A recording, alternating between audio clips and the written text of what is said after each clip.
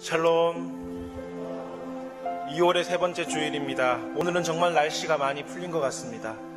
예배에 나오신 성도님들을 환영합니다. 이제 주님 앞에 예배로 나갑시다. 말할 때 호련히 빛난 구름이 그들을 덮으며 구름 속에서 소리가 나서 이르시되 이는 내 사랑하는 아들이요 내 기뻐하는 자니 너희는 그의 말을 들으라. 이스라엘아 들으라. 우리 하나님 여호와는 오직 유일한 여호와시니 너는 마음을 다하고 뜻을 다하고 힘을 다하여 내 하나님 여호와를 사랑하라. 아멘. 전심으로 하나님 아버지께 찬양을 드립시다.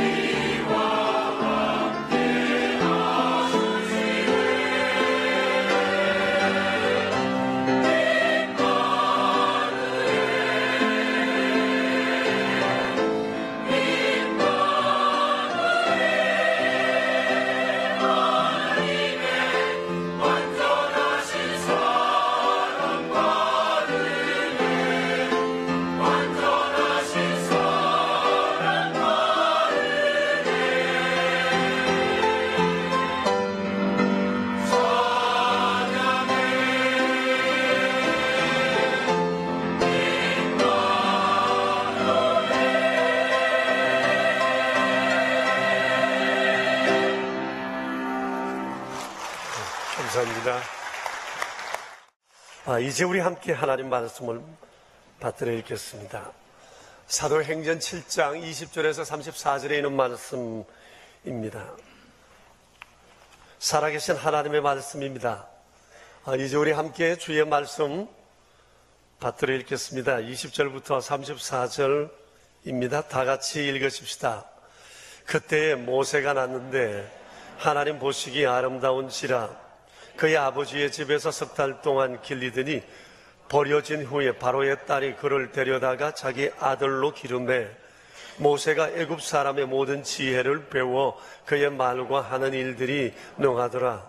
나이가 40이 되매 그 형제 이스라엘 자손을 돌볼 생각이 나더니 한 사람이 원통한 일 당함을 보고 보호하여 압제받는 자를 위하여 원수를 갚아 애굽 사람을 쳐 죽이니라.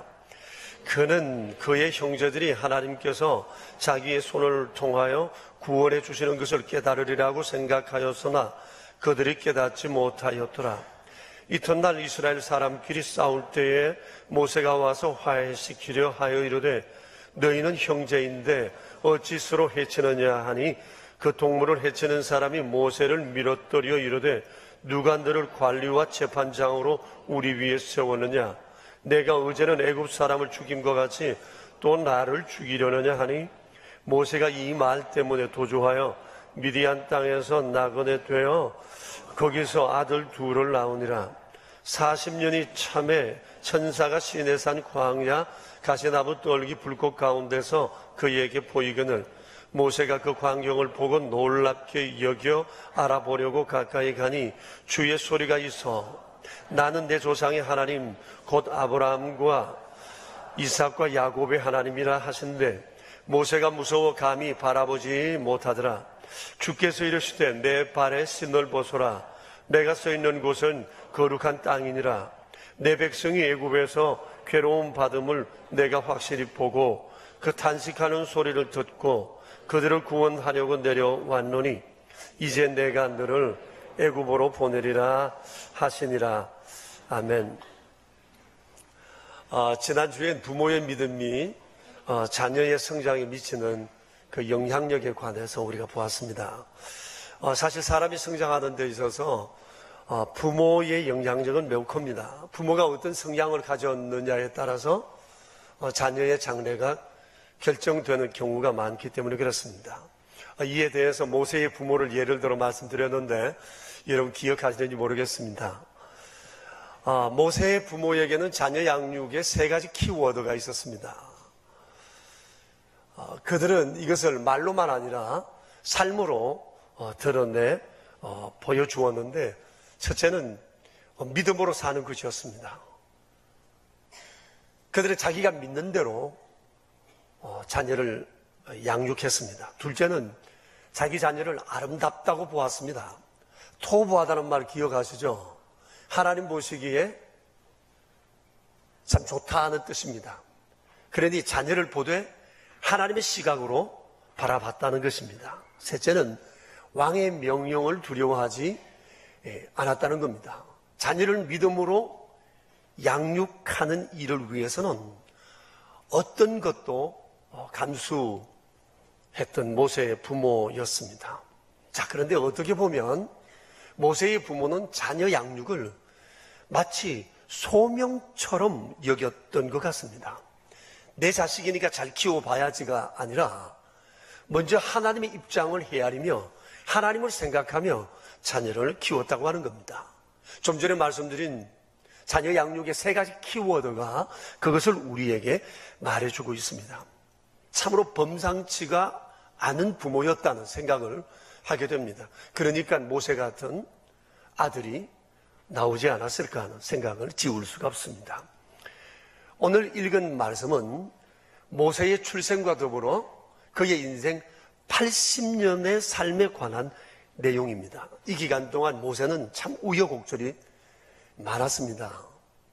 태어나서 3개월 동안 그는 숨겨진 채 자라야만 했습니다. 그리고 3개월 뒤에는 갈대 상자에 넣어져 갈대 숲에 버려져야 했습니다.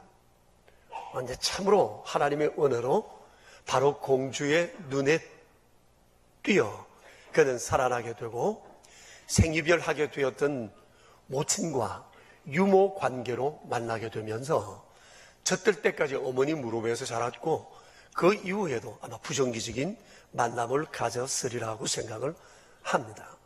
그리고 그 이후에 그는 애굽궁에 들어가서 애굽의 모든 학문을 섭렵했습니다. 그러다가 40세가 되었을 때 동족을 도울 마음이 있어서 원통한 일 당하는 동족을 돕다가 애굽 사람을 쳐 죽이는 일이 생겼습니다. 결국 이것이 발각이 될까 두려워서 그런 미디안 광야로 도망쳐야 했습니다. 근데 참으로 멀리도 도망했어요. 이 미디안 광야라고 하는 것이 지금 아카바만입니다. 옛날에 우리나라 그 사고 있었던 곳, 소말리아가 있던 그 동쪽, 그 전체 광야가 미디안 광야입니다. 가나안보다도 훨씬 더 먼 곳입니다. 그런 애굽에서 그곳까지 걸어서 갔다면 석주는 능히 낙타를 타고 걸어가며 그 길을 갔으리라고 생각을 합니다.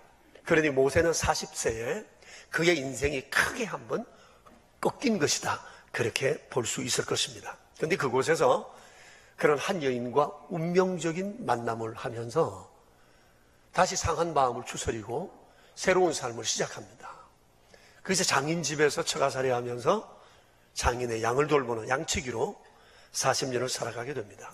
그러던 어느 날 미디안 광야 떨기나무 숲 속에서 하나님의 임재를 경험하게 되었고, 그날 거기서 하나님의 일꾼으로 부름을 받게 되었습니다. 이것이 오늘 성경에 기록된 모세 인생 80년의 요약입니다. 한편의 드라마죠. 모세의 삶은 정말 드라마틱합니다. 그리고 결정적 고비들도 여러 번 있었습니다. 자, 그런데 돌이켜보면 모세의 80년은 다음 40년을 위한 준비하는 기간이었음과 동시에 다듬어지는 그런 기간이었다는 생각을 하게 됩니다. 비행기는 클수록 이륙하는 시간이 오래 걸린다는 얘기처럼 큰 사람 모세가 하나님의 일을 하기 위해서 그도 80년이라고 하는 오랜 준비 기간이 필요했던 것 같습니다. 다시 말하면 모세는 80년 동안 다듬어진 다음 하나님의 일들을 하기 위해서 나서게 된 것입니다. 먼저는 어머니 무릎 위에서 믿음으로 다듬어졌어요. 그 다음엔 애굽 사람의 모든 지혜를 배우면서 다듬어졌습니다. 애굽을 상대하려면 먼저 애굽을 알아야 됐으니까요. 그때 모세는 참으로 다양한 학문적 경험을 했을 것 같습니다. 세상 최고의 교육을 받았을 것입니다. 근데 머리에 든 것은 많은데 사람 되면 부족했어요. 열정도 있었어요. 의욕도 있었어요. 그러나 그는 절제하지 못했고 또 혈기도 있는 사람이었습니다. 그래서는 지도자로서 그릇은 부족했던 겁니다. 그래서 새로운 배움이 필요했는데 그것이 바로 미디안 광야에서의 40년 세월이었습니다. 여기서 모세는 참 많이 다듬어졌습니다. 여러분, 오늘 성경 우리가 다 읽지 않았지만 38절 말씀에 보면 광야교회라는 단어가 나와요. 참 독특한 표현인데 성경에 딱 한 번 기록된 단어입니다. 광야 생활을 광야교회라고 했어요. 왜 교회라고 표현을 했을까? 여러분, 교회가 어떤 곳이죠? 교회는 하나님을 배우고 하나님을 경험하고 성경적 가치관을 체득하는 곳입니다. 이를 위해서 우리는 하나님을 예배하고 훈련합니다. 이런 훈련을 통해서 회복과 삶의 변화가 일어나게 되는 것입니다. 문화 인류학에서는 이런 얘기를 합니다. 문화가 한번 바뀌는데 40년의 세월이 걸린다는 거예요. 다시 말하면 40년 주기로 문화는 이렇게 바뀐다는 겁니다. 생각해보면 그런 것 같아요. 세상적 유행을 떠나 시대적인 큰 문화적 이 흐름이 바뀌는 데는 이 정도 세월이 걸렸다는 것을 우리의 경험으로도 잘 알 수 있습니다. 그러니까 애굽에서의 40년 때 묻은 것을 걸러내고 벗겨내는 데는 광야의 이 40년의 세월이 필요했던 것 같습니다. 그래서 광야 생활을 광야 교회라 하지 않았을까, 그런 생각을 해볼 수 있습니다. 여러분, 사실 광야 교회에서 모세가 40년 동안 배웠던 것은 애굽 궁전에서는 결코 배울 수 없었던 것입니다.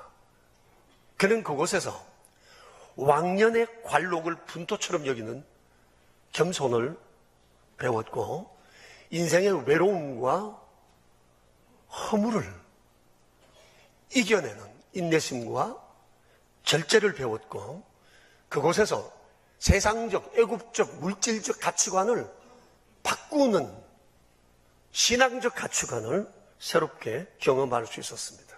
광야 40년을 지내면서 광야 교회에서 모세는 탈바꿈이 되었습니다. 새롭게 태어났습니다. 하나님은 그렇게 80년 동안을 모세를 준비시키셨습니다. 아무도 모세가 그렇게 준비되는 줄 몰랐습니다. 모세 부모도 몰랐고, 모세 자신도 몰랐고, 히브리 어떤 민족 사람들도 몰랐습니다. 하나님은 소리 소문 없이 이 일을 진행시켜 오셨습니다. 모세는 마치 땅에 심겨진 한 알의 씨알과 같았습니다. 80년 전에 하나님은 모세를 그 땅에 심으셨고 창조적으로 역사해 오셨습니다. 그의 고난도, 그의 실수도, 그의 불신앙도 창조주 하나님 손에서는 새롭게 만들어지는 그런 기회가 되었던 것입니다. 그런데 모세가 광야 교회 40년을 통해서 그에게 있어서 가장 결정적인 것은 그가 하나님을 경험했다는 겁니다. 만일 모세가 80년 애굽의 모든 학문을 배우고 40년 광야에서 인간성이 다듬어졌다 할지라도 하나님을 만나지 못했다면 모세도 그 시대에 살아가는 수많은 사람들 중에 한 사람일 뿐이었을 것입니다. 옛날 옛적에 어느 곳에서 모세라는 사람이 살았는데 그 사람의 삶은 정말 드라마틱해서 여차여차 해서 여차여차하게 살다가 그렇게 죽었다. 이것이 모세의 인생 역사가 될 수 있었지만 하나님을 만남으로 인해서 모세는 인생의 새로운 옷을 입게 되었던 것입니다. 아시는 바처럼 그가 그렇게 살던 80세 되었던 어느 날 미디안 광야에 양을 몰고 나가는데 떨기나무 가운데로부터 불꽃 가운데서 하나님의 음성을 들으며 하나님의 임재를 경험하게 되었어요. 그날 하나님께서 첫 번째 모세에게 이르신 말씀이 이것입니다. 내 발에 신을 벗어라. 내가 서 있는 곳은 거룩한 땅이니라. 내 발에 신을 벗으라고 하셨어요. 왜 하나님께서 신을 벗으라고 하셨을까요? 여러분, 신을 벗는다고 하는 것은 중요한 의미가 있습니다. 아실지 모르겠는데 요즘도 모슬렘들은 그들의 회당에 들어갈 때 맨발로 들어갑니다. 그리고 온몸을 다른 옷으로 감쌉니다. 다 가립니다. 죄된 것을 가린다는 의미입니다. 여자들은 눈만 내어놓습니다. 그리고 바닥에 납죽 엎드려 그렇게 자기의 신을 향해서 경배합니다. 제가 일전에 네팔에 아울리치를 갔을 때인데 교회를 갔어요. 교회 갔는데 강대상에 올라올 때 전부 다 맨발을 벗고 올라옵니다. 우리는 볼 때 양말 신는 게 예의라고 생각하잖아요. 최소한 스리퍼를 신는 게 예의라고 생각하잖아요. 그런데 그들은 맨발 벗고 올라옵니다. 좀 불경스럽다는 생각을 했는데 나중에 물어봤습니다. 왜 맨발을 벗느냐? 성경에 있지 않느냐? 이 땅은, 이곳은 거룩한 곳이니 내 발에 신을 벗어라 하지 않았느냐? 하나님을 향한 최고의 존경의 표시. 그들이 어른들 앞에 설 때, 가장 존경하는 사람들 앞에 설 때 이런 모습을 취하니 하나님 앞에 자신들은 이렇게 설 수밖에 없노라고 얘기를 했습니다. 옛날 우리나라도 어른들 앞에 나아갈 땐 반드시 신발을 벗었습니다. 무릎을 꿇었습니다. 그리고 엎드렸습니다. 나는 당신을 존경한다는 겁니다. 여러분, 우리가 오늘 이 자리에서 하나님을 예배합니다. 이런 마음이, 주님을 험숭하는 이런 마음이 우리에게 있는가 우리가 돌아보아야 할 것입니다. 정말 예배란 이렇게 드려야 하는 것입니다. 그리고 내 발에 신을 벗는다고 하는 것은 과거를 벗는다고 하는 아주 중요한 의미가 있습니다. 하나님만 바라고 하나님과 함께 새 출발을 하겠다고 하는 겁니다. 여러분, 사실 광야에서 신발을 벗는다고 하는 것은 여간 불편한 일이 아닐 수 없습니다. 그렇지만 이젠 하나님이 어디서든지 벗으라면 벗고 신으라면 신겠다는 겁니다. 찬송 가운데 이런 찬송이 있습니다. 주님 말씀하시면 내가 나가리라. 주의 뜻이 아니면 내가 멈춰서리라. 나의 가고 서는 것 주님 뜻에 있으니 오 주님 나를 이끄소서. 뜻하신 그곳에 나 있기 원합니다. 이끄시는 대로 순종하면서 살리. 연약한 내 영혼 보하여 일하소서. 주님 나와 그 뜻을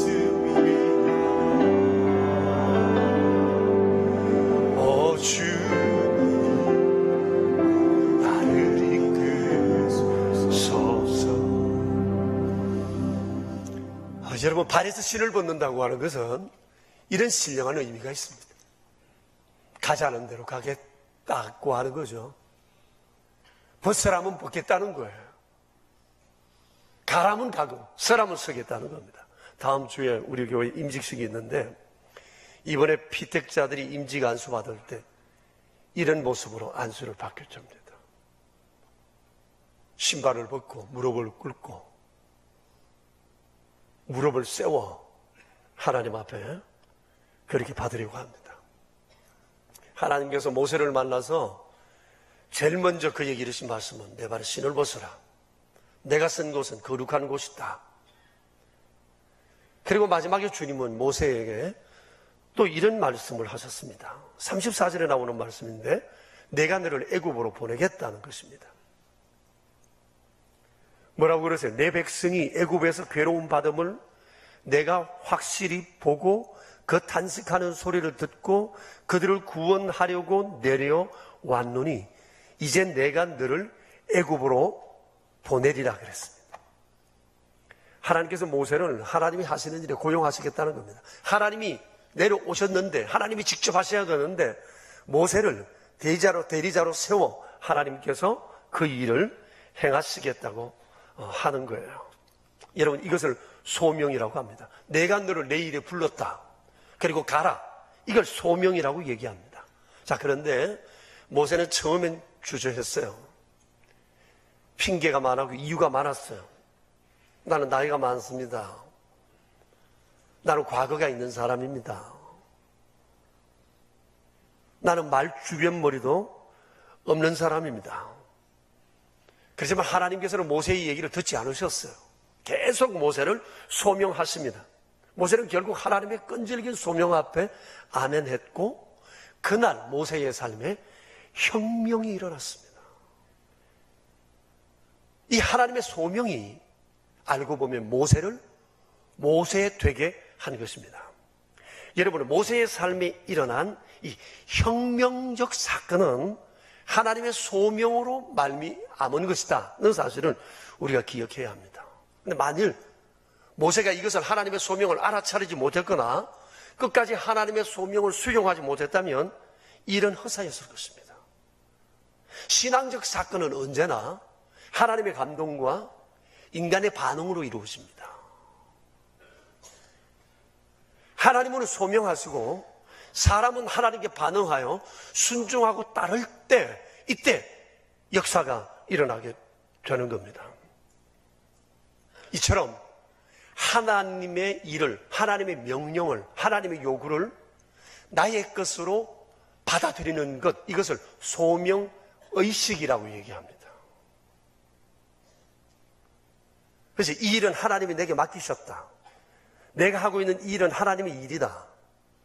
나는 지금 하나님 대신해서 이곳에 있다. 나는 지금 하나님의 일을 하고 있다. 이것이 바로 소명의식이라고 하는 것입니다. 이 소명의식이 인생을 빛나게 합니다.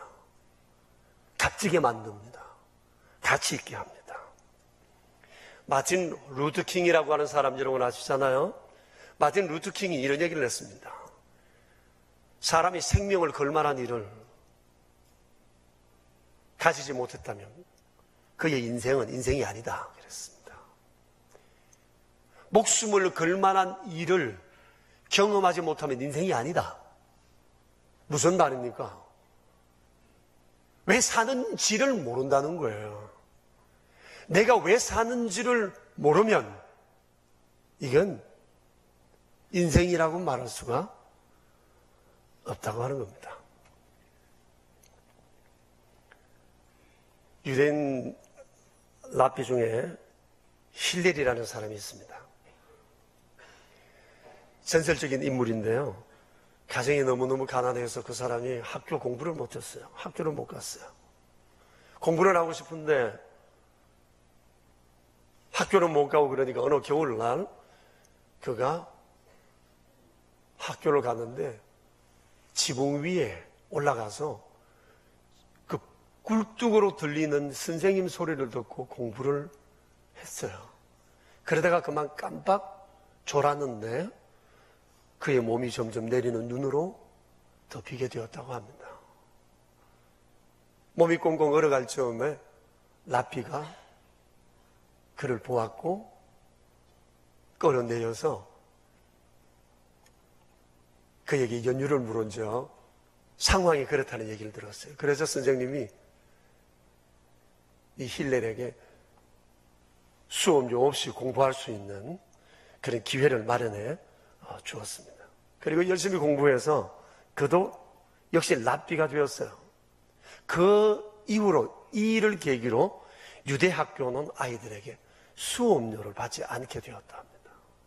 그리고 더 상급 학교로 가기를 원하는 아이들은 랍비가 판단해서 공동체에서 무상으로 모든 학비를 지원해서 공부할 수 있는 그런 길을 마련해 준다고 그럽니다. 그런데 이 힐렐이라고 하는 이 랍비가 한평생 자기에게 스스로 질문했던 것, 그리고 자기 제자들에게 질문했던 인생의 세 가지 명제가 있습니다. 첫째가 이겁니다. 너 자신을 소중하게 여겨라. 너가 너 자신을 소중하게 여기지 않는데 누가 너를 소중하게 여기겠는가? 둘째는 자기 자신이 소중하다고 해서 자기만을 위해 살아서는 안 된다. 세상에 나 하나만을 위해서 살아가는 이기적인 사람처럼 잘못 사는 것은 없다. 그는 참으로 불쌍한 사람이다. 셋째, 특별한 기회는 특별한테 주어지는 것이 아니다. 지금이 바로 그 기회이다. 그러므로 너는 지금 이 자리에서 내 삶의 의미를 찾아야 한다. 여러분, 이 삶의 의미를 찾는다. 이 말이 신앙적 용어로 소명의식이다. 이렇게 말할 수가 있는 겁니다. 그런데 아쉽게도 많은 사람들이 이런 소명의식이 없어요. 소명의식 없이 공부하고, 소명의식 없이 아이들 공부시키고, 소명의식 없이 지나가고, 소명의식 없이 직장 가고, 소명의식 없이 사업하고, 소명의식 없이 돈 법니다. 세상이 왜 이렇게 소란하냐? 소명의식이 없기 때문에 그렇습니다. 오직 내 행복, 내 만족만을 위해서 살아가려고 하기 때문입니다. 세상 많은 사람들의 마음에 살아가는 삶의 이유는 나의 만족, 나의 행복입니다. 그래서 누군가 내 만족과 내 행복에 대해서 터치를 하거나 간섭을 하거나 손해를 끼치면 싸웁니다. 가만두지를 않습니다. 목숨을 내기면 싸웁니다. 그래서 세상이 이렇게 아픔이 많은 겁니다. 지난주 쉐마 지시엘에 대해서 말씀을 드리고 교사를 모집했는데 몇 사람 지원을 안 했다고 말씀드렸죠. 네, 그럴 줄 알았어요. 근데 여러분 하나 기억하셔야 될 게 있어요. 이번 우리가 쇠마치 시인에서 제일 먼저 정한 주제가 뭔가 하니 소명과 진로입니다.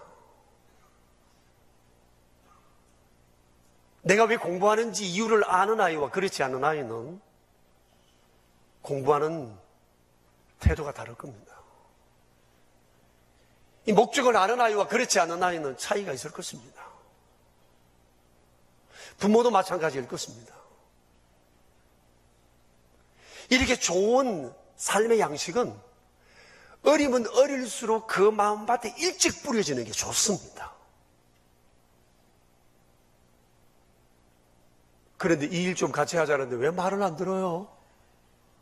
예?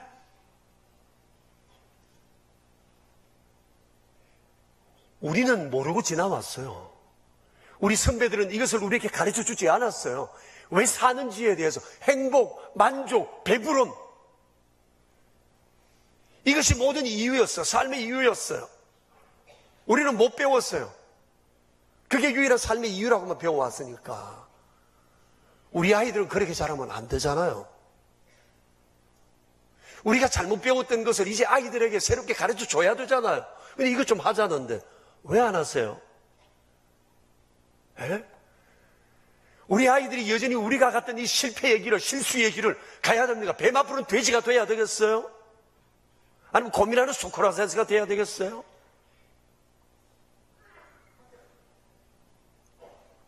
어떻게 해야 될까요? 하나님은 이것을 우리에게 맡기셨습니다. 여러분, 어렸을 때부터 왜 사는지 이유를 알고 하나님의 영광을 생각하고 산다면 이건 너무너무 아름다운 일이잖아요. 우리가 그걸 하자는 거예요. 배재철이라는 오페라 가수가 있습니다. 원래 49인데 최근에 그의 삶을 주제로 한 영화가 상영되었습니다. 제목이 The Tenor Lirico Spinto 라는 제목입니다. 좀 무슨 말인지 알겠습니까? 더 테너는 알겠는데 리리코 스핀토는 잘 모르겠죠. 신인 내린 재능을 가진 사람을 일컬을 때 리리코 스핀토라고 얘기를 한답니다. 이 영화 봤는데 아주 감동적이었어요. 지금 일본과 대만 다른 나라에서도 상영을 하고 있다고 그러네요. 이분이 지난주 백도시 강연이라고 하는 어느 TV 프로가 있죠. 여기도 나와서 강연을 하시더라고요. 그리고 지난해부터 지금까지 계속해서 일간신문에 여러 번 그분의 취재기사, 인터뷰 기사가 대문짝만하게 실린 것을 보았습니다. 그런데 10년 전에 그에게 큰 아픔이 있었습니다. 그때까지만 해도 배재철은 세계 테너계에서 별같은 존재였습니다. 국내와 국외를 막론하고 콩쿠르에 나가면 항상 1등을 했습니다. 주요한 배역은 이 사람 차지였습니다. 유럽 사람들이 칭송을 할 뿐만 아니라 너무 잘하니까 시기도 많이 받았답니다. 모두가 하는 얘기가 어떻게 동양인의 목에서 저런 소리가 나오느냐, 그런 얘기를 할 정도였으니까요. 그리고 그에게 리리코 스핀토라고 하는 이런 별명을 주었어요. 100년에 한 명 나올까 말고한 음성을 지닌 사람이라고요. 저도 노래를 들어봤는데 정말 잘합니다. 테너 하면 발음이 불분명하거나 목에 힘이 꽉 들어가는데 아주 부드러운 목소리에서 나오는 그 맑은 음색, 밝은 소리, 분명한 소리, 정말 청중을 사로잡는 오페라 가수로서 아주 부족함이 없는 사람이었어요. 근데 그가 10년 전 어느 날 갑상선 암 진단을 받게 됩니다. 그때 그의 나이 36살, 한참 전성기를 달릴 때였습니다. 자신감을 아주 충만해 있을 때입니다. 근데 암이 생각보다도 훨씬 심각했어요. 수술을 했는데 한쪽 성대 신경 줄이 끊어야 됐고, 또 횡격막 신경이 마비가 되면서 그는 더 이상 노래를 부를 수가 없었습니다. 이런 소리만 낼 수밖에 없었습니다. 목소리를 잃게 되었고, 그토록 그가 사랑했던 오페라 무대를 잃게 되었고, 수많은 청중들을 잃게 되었습니다. 이 일로 그는 많이 방황했습니다. 여러분, 그럴 수밖에 없지 않겠어요? 그래서 하나님께 많이 불평을 하더라고요. 재능을 주셨으면 끝까지 지켜주실 일이지 왜 중간에 꺾으시느냐고. 그런 중에도 그와 그의 온 집안 식구들, 주변 사람들이 그를 위해서 많이 기도를 했습니다. 그리고 성대 복원 수술을 받기로 결심을 했고, 수술은 아주 성공적으로 이루어졌습니다. 최근에는 마비되었던 횡격막이 다시 되살아나면서 이게 움직이기 시작하면서 노래 부르는 것이 이제 더 수월해지게 되었습니다. 예전의 목소리만큼은 아닌데 이제 은혜가 묻어 있으니까 그 목소리가 참 좋다는 생각을 저도 했습니다. 수술 중에 참 인상적인 장면이 있었습니다. 성대 복원 수술은 수술하는 중에 환자가 소리를 내면 아주 최고의 소리가 좋은 마지막 그 소리, 그 시점에 딱 잡아서 그 신경을 딱 연결하는 그런 수술을 하는 거예요. 그런데 의사가 수술을 하다가 그에게 요구합니다. 노래를 불러볼 수 있겠어요? 하고 마이크를 갖다 줍니다. 이 사람이 노래를 부릅니다. 자주 불렀던 오페라 곡이 아니었어요. 찬송이었어요. 주 하나님 지으신 모든 세계 내 마음속에 그리워볼 때 하고 1절을 쫙 부릅니다. 그 피크 타임에 딱 잡아서 성대를 연결했습니다. 그의 목소리가 달라지게 되었습니다. 자, 이 일을 겪고 난 다음에 그가 이 일을 두고 일어난 이 상황에 대해서 그가 이렇게 간증을 했습니다. 이 일로 인해서 나만 아니라 우리 가족 모두의 신앙이 회복되는 축복을 맛보았습니다. 주의 말씀에 있는 것처럼 고난당한 것이 내게 유익이라 이로 말미암아 내가 주의 율례를 배우게 되었나이다 라고 하는 말씀과 같이 고난은 우리에게 감사가 되었습니다. 내 목소리가 바뀐 것이 아니라 제 마음이 바뀌었습니다.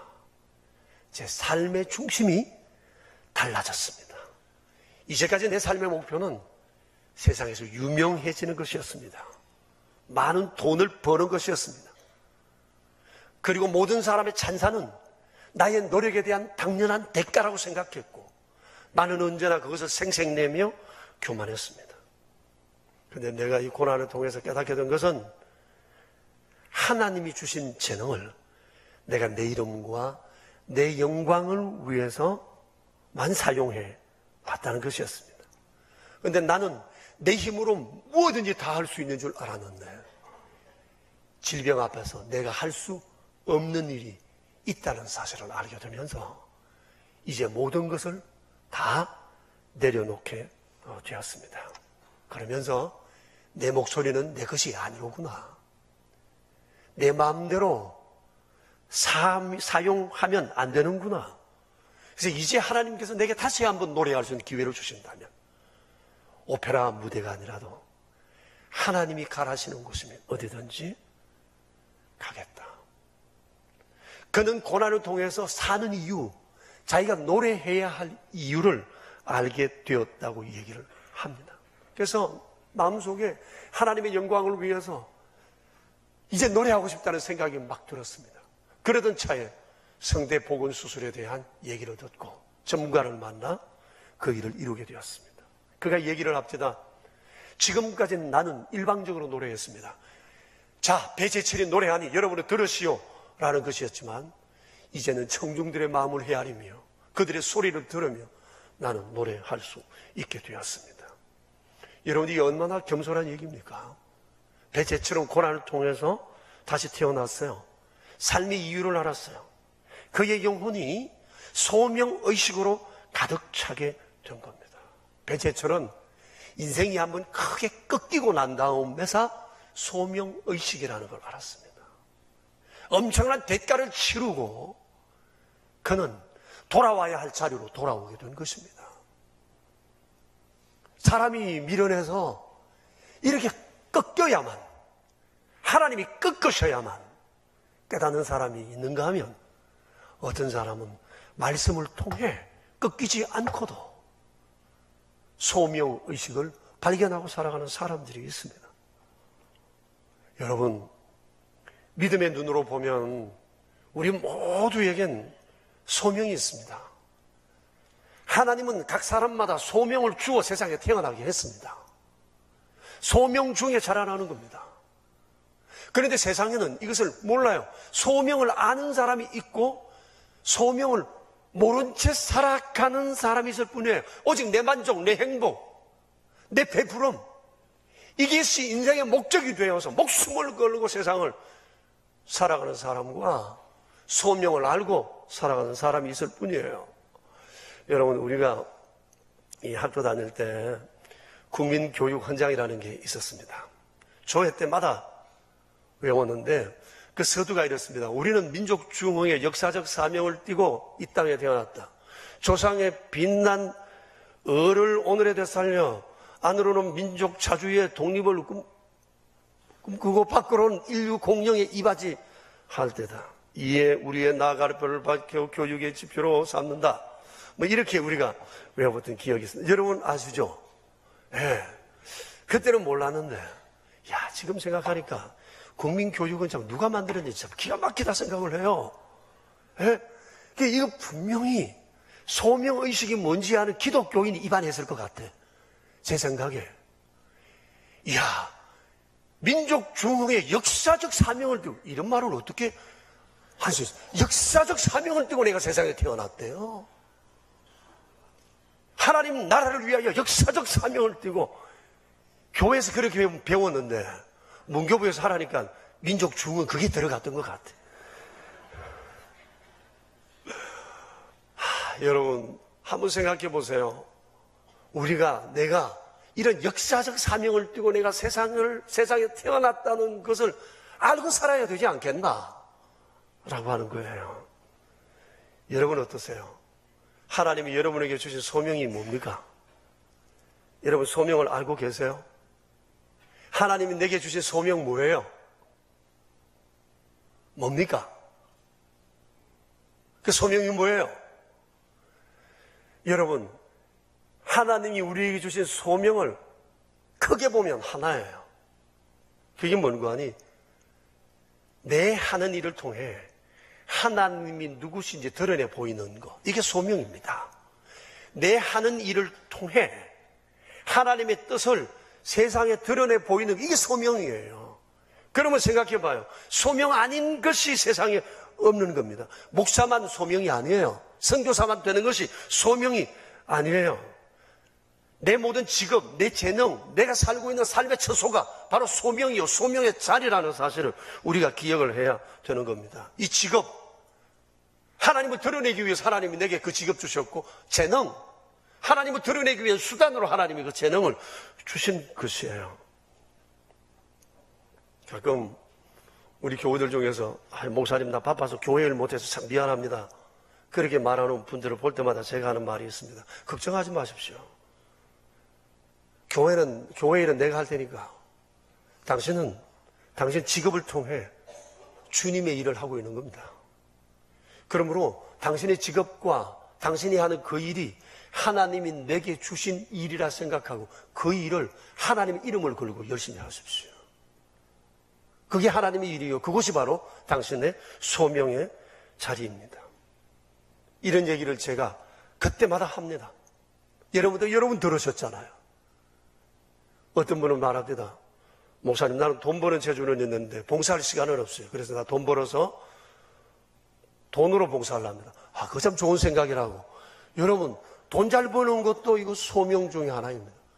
근데 돈을 주의 영광을 위해서 어떻게 쓰느냐, 그게 중요한 것입니다. 이제 우리는 예배를 마치면 우리의 소명의 자리로 다 돌아갑니다. 그 집구석 내 마음에 안 들어도 소명의 자리입니다. 그 직장, 당장에 때려주고 싶고 맨날 이직을 생각하는 곳이지만 그거 하나님께서 내게 주신 나의 자리입니다. 하나님이 일하라고 보내신 그 자리입니다. 내게 주어진 그 자리, 그 일, 그 직무는 하나님이 내게 맡기신 것이라고 하는 겁니다. 그래서 여러분, 우리가 어디 있든지 무엇을 하든지 내 행복과 내 만족과 내 유익과 내 편의를 위해서 움직이는 자가 되어서는 안 됩니다. 하나님을 생각하며 소명을 가지고 움직이는 자가 되어야 합니다. 학군을 따라 이사하지 마세요. 소명을 따라 이사하세요.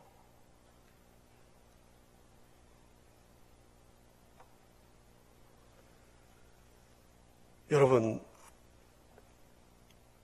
세상을 행복하게 살아가는 길, 그리고 하나님께 기쁨이 되는 그 길, 그것은 나는 하나님께 고용된 자로 여기 있다는 이 사실을 알고 사는 거라는 것을 기억해야 합니다. 우리는 하나님이 이 땅에 심으신 하나님 나라 씨앗입니다. 모세도 하나님이 심으신 씨앗이었습니다. 아무도 몰랐지만 하나님 그 백성의 해방을 위해서 예비해 놓으셨어요. 하나님은 우리에게 또 하나의 열매를 바라시며 우리를 이 땅에 심어 놓으셨어요. 지금 우리에게 중요한 것은 소명의식입니다. 어디 가든지 무엇을 하든지 하나님이 나를 보내셨다. 하나님이 이 일을 내게 맡기셨다. 이 일은 하나님의 일이라는 생각을 가지고 내가 하는 일이 별로 마음에 안 들어도 그거 좀 즐겁게 하고 능동적으로 하는 태도를 우리 안에 훈련해 가야 한다는 것입니다. 이 소명의식이 내 인생을 빵 터지게 할 겁니다. 이것이 모세 부모를 빵 터지게 했고 모세를 터지게 했고 배제철을 터지게 한 것입니다. 문제는 그들 마음에 있었던 이 소명의식이 내게 있는가라고 하는 것입니다. 흔히들 말합니다. 자식 농사 잘 지었다. 나는 자식을 교육하는 데 최선을 다했다. 정말입니까? 정말 자식 농사 잘했습니까? 자식 농사 잘했다는 증거가 뭐예요? 소명을 모르면 자식 농사 망친 겁니다. 내 배 부르고 내 행복, 내 만족을 위해서 살기 위해서 공부하고 돈 벌고 박사가 되고 수많은 일들을 경험해도 소명을 모르는 인생은 인생이 아니다. 마틴 루터 킹의 얘기만은 아니에요. 우리가 아무리 세상 사람들이 부러워하는 위치에 서고 성공했다 할지라도 소명을 모르는 사람이라면 그 사람 부러워할 것 하나 없습니다. 배부른 돼지일 뿐입니다. 소명이 중요해요. 소명적 인생만이 인생인 거예요. 그럴 때 삶의 질이 달라져요. 우리 함께 기도합시다.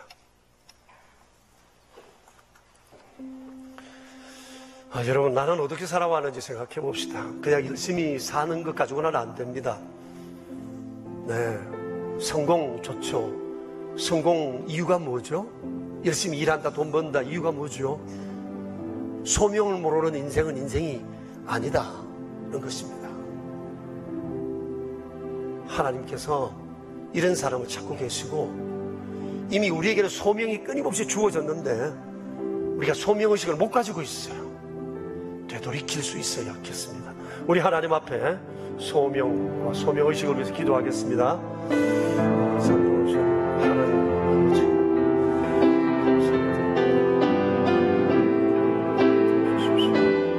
주님 왜 사는지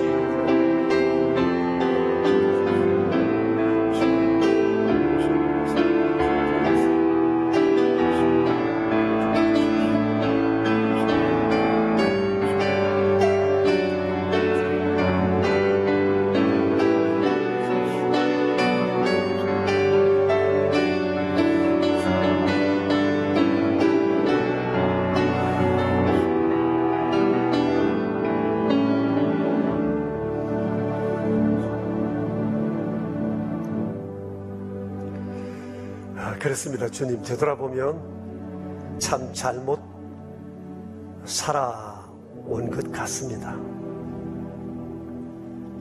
우리는 배운 것이 그저 열심히 사는 거, 돈 벌어서 편안해지는 거, 쉬며 즐기며 살아가는 거, 이것이 우리의 인생의 영원한 목표처럼 배워왔기에 소명 이런 것은 생각할 틈도 없었던 것이 사실입니다. 광야 교회에서 모세가 배웠던 것처럼 주님의 교회를 통해 소명과 소명 의식의 인생이 어떤 것인지에 대해 주께서 저희들에게 말씀해 주셨습니다. 주님, 잘못 살아온 삶을 후회하지 않게 하시고 이제부터 우리가 바른 소명 의식을 가지고 우리 인생을 새롭게 바꾸어 가게 해주시기 바랍니다. 오늘 이 자리가 내 인생의 혁명의 자리가 되기를 간절히 원합니다. 자비로우신 주님, 사기사역을 향해 가는 우리 명성 가족들을 소명의식을 가진 소명적 인생으로 바꾸어 주시고 하나님 기뻐하시는 이 땅에 심으신 바로 하나님의 그 씨앗, 그것이 바로 우리가 되게 하여 주시옵소서. 성공을 부러워하지 않게 하시고 소명을 따라 살아가는 인생에서 찾는 행복을 맛보는 저희 모두가 되게 하옵소서. 구주 예수 그리스도 이름으로 기도합니다. 아멘. 주님, 주께서 저희를 인도하사 여기까지 이끌어 오셨습니다. 오직 내 만족만을 위해서 살던 저희를 끊임없이 소명하시고 오늘 또 여기 이렇게 세워주셨습니다. 지나온 삶의 자취를 주의 은총과 더불어 생각하며 감사하며 이 시간 귀한 예물을 구별하여 드렸습니다. 돈이 있어서 드린 것이 아니라 이 예물이 소명적 예물이 되기를 원합니다. 하나님께서 돈으로 하나님의 일하라 하셨다 믿고 구별하여 드리는 그런 진정한 예물이 되게 해 주시옵소서. 다시 한번 마음을 고쳐 이 예물을 소명적 예물로 주 앞에 드립니다. 11조 예물을 드린 이들, 감사 예물과 주정 헌금과 오른손 헌금과 선교 헌금과 사랑의 식탁으로 구별하여 드려진 예물들, 또 그 외에 여러 모양으로 드려진 모든 예물 하나하나 기억해 주시고 주님 드린 심령들을 복되게 해 주셔서 하나님 쓰시는 그 복된 하나의 씨알이 될 수 있도록 도와주시옵소서. 우리 구주 예수 그리스도 이름으로 기도드리오며 이제는 아버지의 뜻을 쫓아 살아가신 주 예수 그리스도의 은혜와 뜻을 두고 세상의 모든 일들을 행하시는 아버지 하나님의 크신 사랑하심과 저희로 하여금 날마다 소명을 발견하고 그 길을 걷도록 도우시는 성령님의 교통하심이 모인 저희 무리들과 명선의 모든 가족들과 주님의 몸 되신 교회 위에 이제로부터 영원히 함께 계시옵기를 간절히 축원하옵나이다. 아멘.